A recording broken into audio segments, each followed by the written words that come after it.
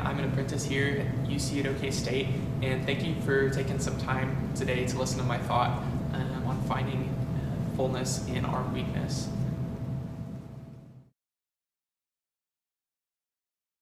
Thanks for taking some time to listen today. I wanted to talk about this idea of how God's power is made perfect in our weakness, and I wanted to take a look at Paul in 2 Corinthians 12. He says this idea of,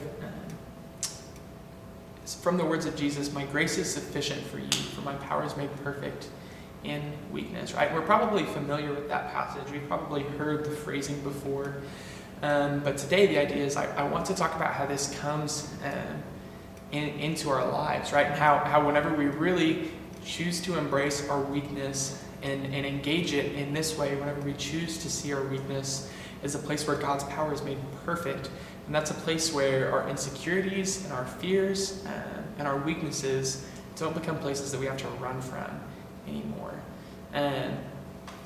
And so first I wanted to start with a story though. And so if you guys know me, you know that I'm a pretty cheap person. You know that I am very frugal and that I like to get the bang for my buck, right? And so my sophomore year, I remember walking into Walmart, and it was like before classes had started. I'd just come back into town a few days early to get some things together, move into my dorm, and so it's my sophomore year, so I really should kind of know how the world works. But I walk into Walmart and I see these bags of marshmallow mateys. They're little like 10-ounce bags, and they're $1. And I was like, that's 10 cents an ounce, right? That's how I value my food, is in cents per ounce, right? And so I'm like, that's an incredible deal. So I just start loading my shopping cart, just filled with these things, until I have like literally 60 bags of marshmallow mateys. I had a few other kinds in there to mix it up, but like predominantly marshmallow mateys. And I promise you, I did not finish them. A year and a half later, when I threw them away, I was so sick of marshmallow mateys, right? But the worst part was, week after week, when I kept going back to this Walmart, I realized that was just the normal price of their marshmallow mateys, right? That was the normal price. And so after a year and a half later, I felt pretty dumb for that purchase. And I think it's funny, that story kind of reminds me of maybe like investors, right? And like I thought I was gonna beat Walmart. I thought I was gonna take them, but they've done their market research. They know how much their marshmallow mateys are worth. But maybe investors, people, they think, oh, I'm going to beat the market, right? I can outwit everyone else, right? And sometimes that can happen, but the idea that I want to pitch to us is that maybe there's a better way. Maybe as followers of Jesus, we don't have to be looking for the next place that we can be better than everybody else, the next place that we can beat the market. Instead, maybe God means for us to embrace our weakness. Maybe God means for us to see the places where we're not enough, and instead of having to run from those and to be ashamed of those, maybe those are the places where we get to encounter His power. Maybe those are the places that we get to encounter who He is, to know Him more. Maybe those are the places where we no longer have to feel guilty, but maybe those are the places where we get to see His goodness. Maybe those are the places that we get to rejoice in His power. And so this really isn't a foreign concept to what it means to be a follower of Jesus. It's actually pretty fundamental, right? All throughout the Old Testament, we see God showing His power in Israel, right? Asking them to cut their armies down so that His power can be shown. We see His faithfulness overcoming over and over again the unfaithfulness of His people, that His choosing to be faithful to Himself, His choosing to be faithful to His covenant, even when His people are unfaithful to Him, right? And this idea is intrinsic even in the gospel, right? That God overcame our weakness. He overcame what we were unable to do. And I love how this is specifically shown in Romans 8. Paul's using this analogy in Romans 7 of the law, and how it was unable It was unable to deem a person righteous, right? He's making this case in Romans. And so in Romans 7, he gets to the point where he says, if righteousness could have come by the law, then it would have, right? He's saying that the law is good. We didn't like, it was spiritual and it was holy and it's good and it's right. But righteousness was not able to come by it. And he says in Romans 8:3, it's because the law was powerless because it was weakened by the flesh. It was weakened by our sinful nature. Right? And so in Romans 8:3, Paul says, for what the law was powerless to do because it was weakened by the flesh, God did by sending his own son in the likeness of sinful man. Right? I love this idea that for God to do this, what are all of the implications that are intrinsic to that? Right? For God to do this, even what the law was unable to do because it was weakened by us, God was able to do. Not only was he able, but he was willing, right? That he was capable to overcome our sin. He was capable to overcome our weakness. And he was willing, that he was willing at the cost of his own son to fulfill the righteous requirements of the law in those who live by the Spirit, right? He was willing to do this. And I love that this is really where our Christian life starts. It starts in the place of our weakness. It starts in the place where we were never enough. And that's the place that we continue to live. That the Christian life is about embracing our weakness. It's about accepting this path that Jesus walked, that though he was in very nature God, he did not consider that equality to be used to his own advantage. He did not consider that something to be grasped, but he gave it up. He gave it up to become a servant. He gave it up on our behalf. Right? And we see God exalt him to the highest place. Right? We see God be faithful to his son, who was willing to embrace weakness for our sake. And he asks us to embrace weakness for the sake of others, but with the promise that his power will be perfect there. Right? And I think this idea is transformative because we know our weaknesses. We're not unfamiliar with our weaknesses. We're not unfamiliar with our frailty or our lack of ability, right? We're quite familiar with it. And so I think this is one of the most beautiful places of our Christian faith, that we get to celebrate that all of the places that I know so clearly that I am not enough, that is where my God is shown to be powerful. And I love that. I love that as a place that the cross and that Christ takes and is able to transform to a place that we can celebrate God, that we can boast in our weakness because we're boasting about him and about his power. And ultimately, that's what we see Paul say here in 2 Corinthians. So I'm going to read from 2 Corinthians 12, verses 7 through 10. Therefore, in order to keep me from becoming conceited, I was given a thorn in my flesh, a messenger of Satan to torment me. 3 times I pleaded with the Lord to take it away from me, but he said to me, my grace is sufficient for you. I am enough. That's what God's saying here.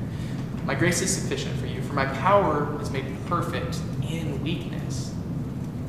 Therefore, I will boast all the more gladly about my weaknesses so that Christ's power may rest on me. That is why for Christ's sake I delight in weaknesses and insults and hardships and persecutions and difficulties. For when I am weak, then I am strong. Right? And I love this because whenever Paul finds this place where he is not enough and he finds this place of his weakness, this is where God shows up and he says, I am enough for you. My grace, everything that I will give you and that I will be for you is all that you need. Right? We talked about this idea a couple of weeks ago when we were in Colossians, right? The idea of fullness, that God is enough, that in Christ we have already received fullness. And it's actually the same word that appears here when God says, my power is made perfect in weakness, right? This is where God's power was made to exist. He was made to exist beyond us, right? His power is meant to exist beyond us. We were made to need his power. And I love that. I love that because it transforms this place of weakness, right? I see another story of this in John 9, whenever Jesus' disciples are walking with him and they come to this man who's been born blind, right? And they ask whose fault is it that he is blind, right? This idea that was present in that day that if you had received something negative, it was a result of your own sin.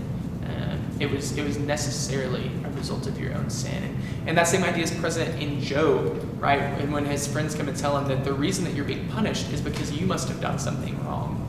And it was not the case. And so I'm going to read this story from John 9 about the man who's born blind. As he went along, he saw a man blind from birth. His disciples asked him, "Rabbi, who sinned, this man or his parents, that he was born blind?" Jesus is the one talking now. "Neither this man nor his parents sinned," said Jesus, "but this happened so that the works of God might be displayed in him." Right? And I love this, how this place where this man, his whole life has been ashamed and has had to hide because of something that he thinks he must have done. Right? Jesus is able to come and to transform this place and to say, this is the place where I am going to glorify my name. This place exists in his life so that God's glory might be shown. Right? And I love this, that Christ is able to take this place of shame and this place of hiding that this man has lived in his whole life, and he's able to completely change it. And he's able to completely change it. And think about what that must have felt like for this man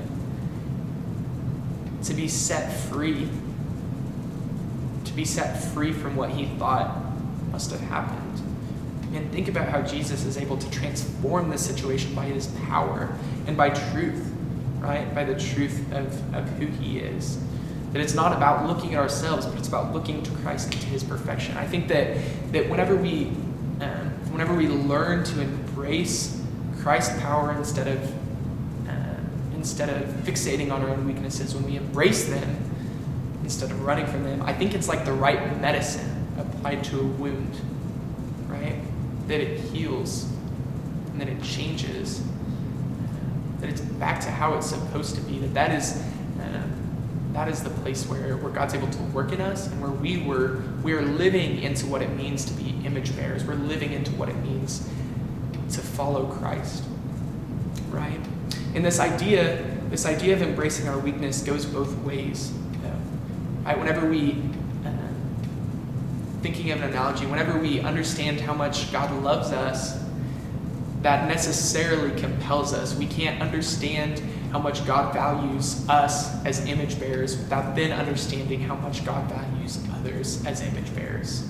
Right? And the same is true here. We can't only embrace the weakness that we already see in our lives without then embracing the places that Christ calls us to go into weakness. Right? And this isn't a place that we need to be afraid of, because I love what Paul says in 2 Corinthians 12. He says that I delight in weaknesses for Christ's sake. That this isn't a place that he's afraid to go anymore. This is not a place that he's afraid to go anymore. Because when he is weak, then he is strong. It's a place that he has found fullness of Christ, and he is not afraid to walk. Right? And this idea is probably a little bit foreign to us, because I think we're pretty comfortable. I think I am pretty comfortable on my own sometimes. I'm pretty comfortable engaging in my own strength, engaging in the sufficiency that I see around me, that I have enough food, that I have enough, name it, right? But Jesus calls us to find our fullness in him in a way that leads us to embrace our weakness, that leads us to love, right? And I think that death is a fitting description of what happens at the beginning of the Christian life, right? Because we do give up a life. We do give up all that we have. And the resurrection is also fitting, because we are given a new life that is more than we ever had, more than we ever could have had, right? That yes, it costs us, but yes, it gives us so much more than we could have ever had any other way. And that's the place where Christ calls us to embrace our weakness. That yes, we are weak, but in embracing our weakness, we receive a strength and a power in God.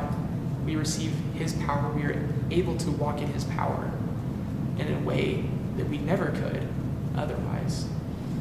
Right? I've been just contemplating this idea of faith lately and what it means to walk by faith, what it means to go places that don't make sense.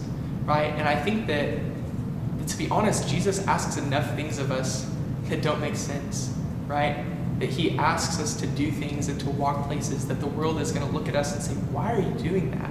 Right? Like, to love our neighbor, to pray for those who persecute us, right? To turn the other cheek.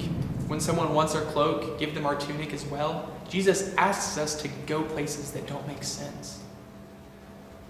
And this call to embrace our weakness asks us to go there. But it asks us to go there knowing that his power is made perfect there. It asks us to go there in faith, knowing that he is enough. It asks us to go there knowing that that is where his power was meant to be in our lives. In the place of weakness is where his power was meant to engage our life. It's where we were meant to engage his power.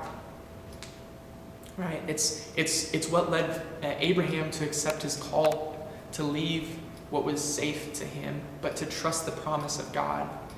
It's what led Shadrach, Meshach, and Abednego to say that they would not bow down to an idol, and that their God would save them, even going into the furnace. But even if he did not, they would not bow down to the idol. And I love that story on this side of the cross, because we can see that even if God had let them die in the furnace, that he had already made the way through death. From everything in between in our lives, he has provided. Even in death, he has taken the work of sin. He has taken the fruit, the outcome of sin that has come about in death. And he has transformed even that. That now that is the place that brings us to our King. That is the place that brings us ultimately into his power. The ultimate picture of in embracing weakness, that we are brought into his power. We're brought finally and fully into his kingdom. And so, I would challenge you guys to embrace this weakness. Embrace it in the places that you already see it. Embrace it in the places that you don't. And let God's power be enough for you.